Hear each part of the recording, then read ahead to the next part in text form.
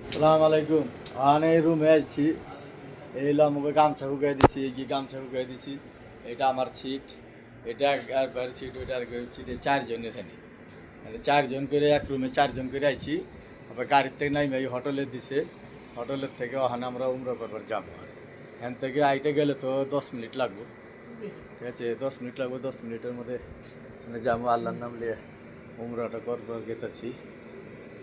ভিডিওটা দেখেন, বেশি বেশি শেয়ার করেন, লাইক করেন, অন্যজনকে দেখবার সুযোগ করে। আল্লাহ ভরসা, আল্লাহর নাম লিয়েছি, নিয়ত করছি যে প্রথম বেতনটা পাইলেই উমরা করুম। মানে প্রথম বেতন পাইছি, উমরাটা কইরে ওখানে বিকালে নাইলে কালকে হ্যান থেকে দাম্মাম যাবো। এখান থেকে দাম্মাম যাবো, দাম্মাম থেকে পরে আবার ওখানে এরিয়াতে কইছে যে বাদ চালামো, 2000 টাকা বেতন আর 300 টাকা খানা, 2300 টাকা। এটা দালালে কইছে আমার, কয় কি আপনি বেতনটা পাই বাসে চড়ে আয় পড়েন। আমি কইছি ভাই আমি উমরাটা কইরে যাবো ইনশাল্লাহ। কয় ঠিক আছে, উমরাটা কইরে আপনি যান গা গাড়ি চড়ে, পরে আপনার এলাহন থেকে রিয়াতে পাঠাই দিব।